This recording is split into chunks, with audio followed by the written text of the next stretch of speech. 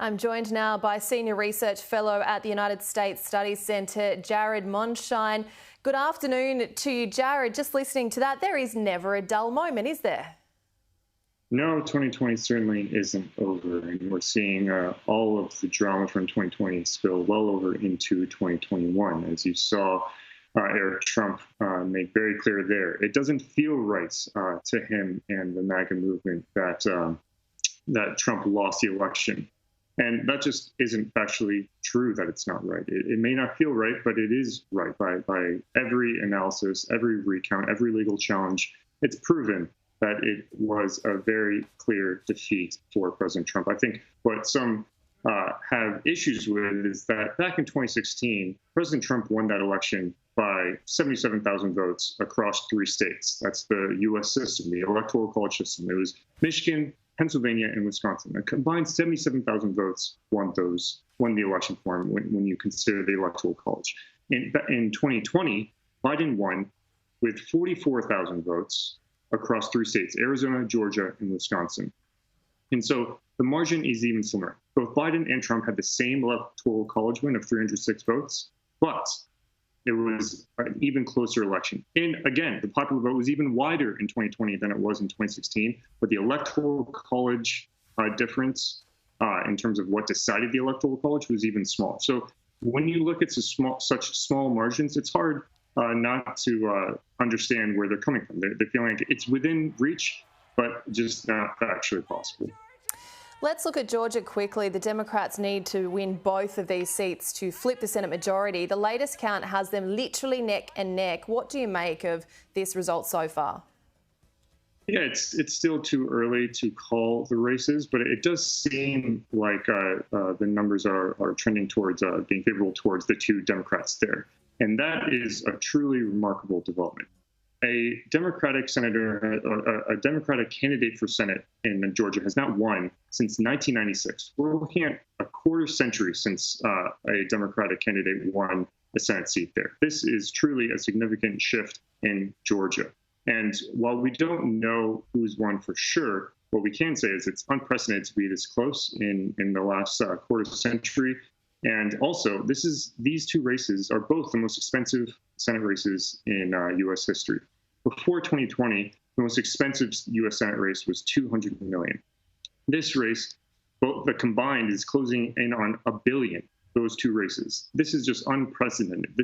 It really has been a nationalized race because it has such huge national implications. And you can see that just by the voter turnout and the way that it's a runoff election, which historically has less votes, but it already has more votes in this runoff election than any runoff election in Georgia history. This really has been a supercharged vote, which is following a supercharged vote in November of last year. Well, as we saw play out in November, mail-in votes are still to be counted. You're looking at 17,000 military votes alone. Are those likely to go one way or another? Traditionally, it has been that the military votes break for the Republican candidate. In 2020, it wasn't as much, though. Joe Biden did surprisingly well with military votes. And so I don't think it's a sure win for the 2 Republican candidates here when those military votes come in. And again, as you said in the beginning, they're still counting votes in more urban areas, which, as you also said, tend to favor Democrats as well. So everything is up in the air at this point. The fact that 2 Democratic senators may emerge in Georgia, first time in a quarter century, that alone is remarkable. But just them getting this close is a development unto itself.